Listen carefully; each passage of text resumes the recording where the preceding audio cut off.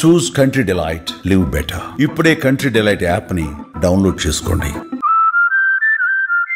భారత సైన్యం ఆయుధాల ఆధునికీకరణ పైన స్పెషల్ ఫోకస్ పెట్టింది. ఏదో రోబో సినిమాలో చూసినట్టుగా రోబోటిక్స్ని ఉపయోగించి యుద్ధం చేయడం సాధ్యమా అంటే ఇప్పుడు అవుననే సంకేతాలు చాలా స్పష్టంగా కనిపిస్తున్నాయి.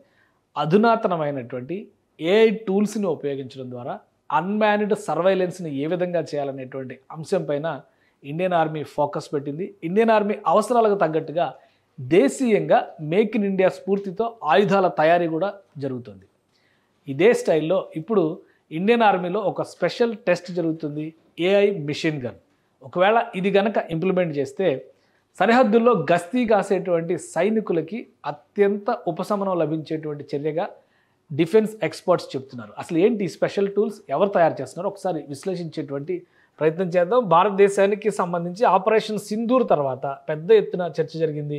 లేథల్ అటానమస్ వెపన్స్ సిస్టమ్ లాస్ పేరుతో Delhi based BSS advanced technology సంస్థ ఈ వెపన్ని తయారు చేస్తుంది. సరిహద్దుల్లో దీన్ని మోహరిస్తారు.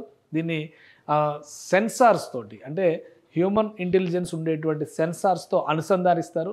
టార్గెట్ పెట్టినటువంటి ప్రాంతాలు ఆ రేంజ్కి తగ్గట్టుగా ఆయా ప్రదేశాల్లో కనుక హ్యూమన్ మూమెంట్ ఉన్నా లేదా ఏదైనా కానీ జీవుల కదలికలు ఉన్నా కానీ వెంటనే ఇది అలర్ట్ చేస్తుంది.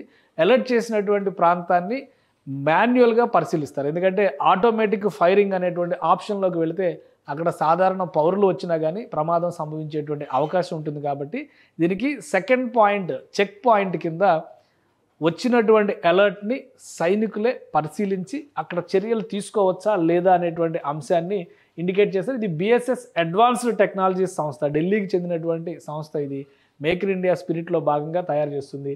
సో ఇక్కడ 3D డిటెక్ట్ అని చెప్పని, డిటెక్ట్, డిసైడ్, డిస్ట్రాయ్ దీని క్యాప్షన్ అది. ఒకసారి డిటెక్ట్ చేసిన తర్వాత అలర్ట్ చేస్తుంది. ఆ అలర్ట్ చేసిన దాన్ని ఓకే అని కన్ఫర్మేషన్ వచ్చిన తర్వాతే టార్గెట్ ఫిక్స్ అవుతుంది. అంటే మనం ఇప్పుడు కీబోర్డ్ వారియర్స్ గురించి మాట్లాడుతూ ఉంటాం. కీబోర్డ్ పట్టుకొని ఏది పడితే అది కొట్టేవాళ్ళు. కానీ ఇక్కడ ఈ కీబోర్డ్ వారియర్స్ ఎలా ఉంటారంటే ఒక్కసారి డిటెక్ట్ అయిన తర్వాత డిసైడ్ చేశారంటే కనుక, వీళ్ళు కమాండ్ ఇచ్చారంటే కనుక అవతల టార్గెట్ ఈ విధంగా తుత్తినీలు అయిపోయేటువంటి అవకాశం ఉంటుంది. సో ఆల్రెడీ వీటి టెస్టింగ్ జమ్మూ కాశ్మీర్లో ఎక్కువగా హై రేంజ్ మౌంటైన్స్ పైన సర్వైలెన్స్ జరుగుతూ ఉంటుంది. కాబట్టి ఈ విధంగా వాటిని ఇంటిగ్రేటెడ్ సిస్టమ్స్గా భారత డిఫెన్స్ మినిస్ట్రీ ఇచ్చినటువంటి క్లియరెన్స్ తర్వాత బిఎస్ఎస్ సంస్థ వీటిని టెస్ట్ చేస్తుంది. ఇదే కాదు, మరొక ఆసక్తికరమైనటువంటి ఆయుధాన్ని కూడా బిఎస్ఎస్ సంస్థ తయారు చేసింది. ప్రధానంగా మన జవాన్లు, మన సైనికులు, మన సోల్జర్స్ ప్రాణాలను కాపాడేటువంటి వ్యవస్థగా ఇది ఫ్యూచర్లో మారబోతుందని చెప్పని బిఎస్ఎస్ సంస్థ చెప్తుంది. ఈ సంస్థకి సంబంధించినటువంటి మరొక ఆయుధాన్ని జమ్మూ కాశ్మీర్లో ప్రయోగిస్తున్నారు, పరిశీలిస్తున్నారు. సో దీనికి సంబంధించినటువంటి విషయాన్ని కూడా మనం ఒకసారి చూద్దాం. ఇది లో ఆల్టిట్యూడ్ హై ఎగ్జిలిటీ డ్రోన్ ప్లాట్ఫామ్ పైన ఉపయోగించేటువంటి లో ఫ్లయింగ్ టాక్టికల్ డ్రోన్ వార్ఫేర్ ఇది. సో ఇంటిగ్రేట్ చేస్తారు. ఇది అసాల్ట్ రైఫిల్తో డ్రోన్ ఇంటిగ్రేట్ చేస్తారు. అసాల్ట్ రైఫిల్ అంటే మామూలుగా మనకు తెలిసిందే ఒక ఫైరింగ్ గన్ లాంటిది. ఈ రైఫిల్ని డ్రోన్కి ఇంటిగ్రేట్ చేయడం వలన జరిగేటువంటి పరిణామం. ఈ విధంగా డ్రోన్కి రైఫిల్ ఇంటిగ్రేట్ చేస్తారు. ఇది రైఫిల్ ఇక్కడ నుంచి మనం చూస్తే కనుక స్క్రీన్లో కనిపిస్తుంది. ఇది రైఫిల్, ఇది డ్రోను. సో డ్రోను ఈ రైఫిల్ని క్యారీ చేస్తుంది. ఒకసారి ఆకాశంలోకి ఎగిరిన తర్వాత పరిసర ప్రాంతాలన్నింటిలో కూడా సర్వైలెన్స్ చేస్తుంది.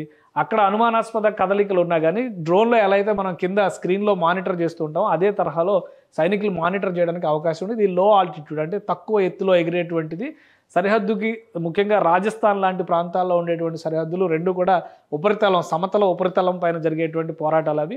అవతల వైపు నుంచి చూసి జరిగేటువంటి వాటిని పర్యవేక్షించాలంటే కొంత ఎత్తులోకి వెళ్ళి పరిశీలించాల్సి ఉంటుంది. సో ఆ సమయంలో ఈ వెపన్ పెద్ద ఎత్తున ఉపయోగపడుతుందని చెప్పని బిఎస్ఎస్ సంస్థ చెబుతుంది. డ్రోన్తో ఇంటిగ్రేట్ చేయడం వల్ల అక్కడ కనిపించినటువంటి దృశ్యాన్ని టార్గెట్ చేస్తే ఈ విధంగా ఫైర్ చేయడానికి కూడా అవకాశం ఉంటుంది. కేవలం మనం షూట్ చేస్తాం, ఈ షూట్ కాదు, వీడియో షూట్ కాదు, ఏకంగా ఇక్కడ షూట్ చేస్తే ఎగిరిపోయేటువంటి అవకాశం ఉంటుంది. సో ఈ రెండు వెపన్స్ని కూడా బిఎస్ఎస్ సంస్థ తయారు చేసింది. ప్రిలిమినరీ టెస్ట్లన్నీ కూడా క్లియర్ అయినాయి. వీటిని డిఫెన్స్ మినిస్ట్రీ క్లియర్ చేసింది.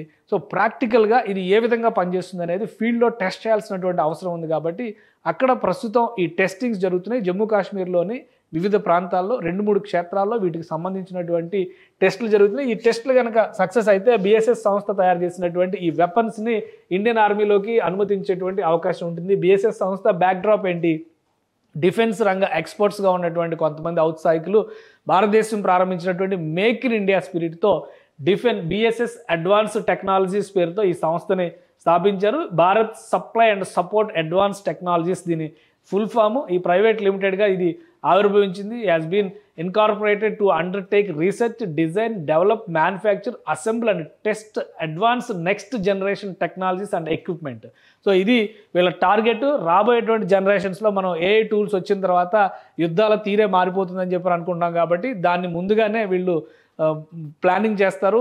ఫ్యూచర్ విజన్తో దానికి కావాల్సినటువంటి ప్రోటోటైప్స్ని డెవలప్ చేస్తారు. ఈ ప్రోటోటైప్స్ని రకరకాల ప్రయోగాల తర్వాత డిఫెన్స్ ముందర ఉంచుతారు. భారత డిఫెన్స్ శాఖ అంటే రక్షణ శాఖ కనుక క్లియరెన్స్ ఇస్తే అందులో కూడా ఎక్స్పర్ట్స్ టీం ఉంటుంది. వాళ్ళు క్లియరెన్స్ ఇస్తే దాన్ని ప్రయోగించడానికి మార్గం సుగమవుతుంది.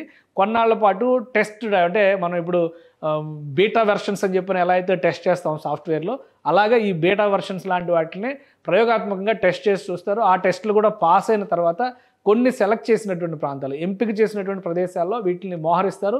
రిజల్ట్స్ బాగుంటే కనుక కాశ్మీర్ లాంటి చోట్ల, ఎత్తైనటువంటి ప్రాంతాల నుంచి టార్గెట్స్ని చూడాల్సినటువంటి చోట్ల, ముఖ్యంగా సియాచిన్ లాంటి చోట్ల, మనుషులు ఉండలేనటువంటి వాతావరణం ఉన్నటువంటి ప్రదేశాల్లో వీటిని డిప్లాయ్ చేయడం ద్వారా మళ్ళీ వాటిని అందులో ఆల్రెడీ టార్గెట్ డిసైడ్ ఆ తర్వాత డిస్ట్రాయ్ అనేటువంటి కాన్సెప్ట్ ఇచ్చారు కాబట్టి ఒకసారి కనబడిందంటే దాన్ని మళ్ళీ డిసైడ్ చేసి మాన్యువల్గా కమాండ్స్ ఇచ్చిన తర్వాత అటాక్స్ జరుగుతాయి. అలాంటి ఎక్విప్మెంట్ని ఈ సంస్థ తయారు చేస్తుంది. ఇది ఒక స్టార్టప్. ఒక రకంగా చెప్పాలంటే it has been established under the startup India initiative of the government of India.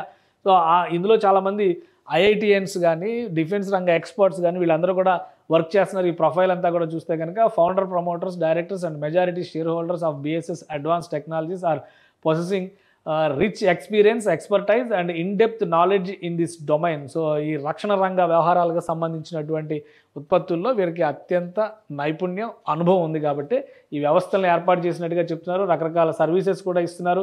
రాబోయేటువంటి రోజుల్లో వార్ఫేర్ మొత్తం కూడా టెక్నాలజీ చుట్టూ నడుస్తుంది కాబట్టి ఈ టెక్నాలజికల్ అడ్వాన్స్మెంట్ని ఇంప్లిమెంట్ చేసేటువంటి బాధ్యతల్లో వీళ్ళందరూ కూడా ఉన్నారు. ఇందులో పార్ట్నర్స్గా చూస్తే కూడా దేశంలోని ముఖ్యమైనటువంటి సంస్థలు ఇందులో పనిచేస్తున్నాయి. లేజర్ సిస్టమ్స్ కావచ్చు, ఎన్పిపిఎఫ్, స్పెక్టర్ ఎల్ఎల్సి, అలానే Indian Institute of Technology Roorkee, Winmate incorporation ఇలాంటి సంస్థలతో కొలాబరేట్ అయ్యి ఇవన్నీ కూడా పనిచేస్తున్నారు. సో ఈ అడ్వాన్స్డ్ టెక్నాలజీస్ కనుక భారతదేశంలో ప్రయోగించడానికి మార్గం సుగమం అయితే ఖచ్చితంగా మన ఇండియన్ ఆర్మీకి ఒక బిగ్ రిలీఫ్గా మనం చూడాల్సి ఉంటుంది.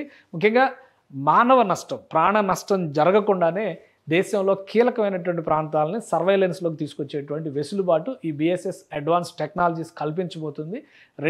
రెండు దఫాలుగా తయారు చేసినటువంటి ఈ ఆయుధాలకి ఇండియన్ డిఫెన్స్ మినిస్ట్రీ క్లియరెన్స్ ఇచ్చింది. ఇప్పుడు ఇవి ఫీల్డ్లో టెస్ట్లో ఉన్నాయి. ఈ టెస్ట్లు పాస్ అయిన తర్వాత పైలట్ ప్రాజెక్టుగా కొన్ని ప్రాంతాల్లో డిప్లాయ్మెంట్ చేయడానికి భారత సైన్యం, భారత ప్రభుత్వం ఇప్పటికే ప్రణాళికల్ని సిద్ధం చేసింది. రాబోయేటువంటి రోజుల్లో మరింతగా మానవ వనరులని తగ్గించుకుని, అంటే మానవ వనరులను తగ్గించడం అంటే ఆర్మీని తీసేస్తారని కాదు, మానవ వనరుల ప్రమేయాన్ని తగ్గించి యుద్ధాన్ని ఏ విధంగా చేయాలి, అందుకని ఫ్యూచర్ యుద్ధాలన్నీ కూడా ఆ విధంగానే ఉంటాయి. ఆపరేషన్ సింధూర్ సమయంలో మనం చూసినటువంటి కొన్ని సందర్భాలు, సంఘటనలు చూస్తే గతంలో పౌరాణిక సినిమాల్లో చూసినట్టుగా ఆయుధాన్ని ఆయుధమే ఛేదిస్తుంది, మనుషులు దానికి వెళ్లాల్సిన అవసరం లేదు. కాబట్టి ఆయుధం వచ్చిన చోట ప్రయోగం ఏ విధంగా చేయాలి, మొత్తం కూడా టెక్నాలజీ బేస్డ్ యుద్ధమే ఫ్యూచర్లో జరగబోతుంది. కాబట్టి భారతదేశానికి సంబంధించినటువంటి రక్షణ రంగ వ్యవస్థలన్నిటినీ కూడా అధునాతనంగా మలిచేటువంటి ప్రక్రియలో భారత ప్రభుత్వం ఇటువంటి టెక్నాలజీస్ని ప్రయోగాత్మకంగా ప్రవేశపెడుతోంది. సుమన్ టీవీలో మీ పర్సనల్ అండ్ బిజినెస్ ప్రమోషన్స్ కోసం కింది నెంబర్కి కాంటాక్ట్ చేయండి.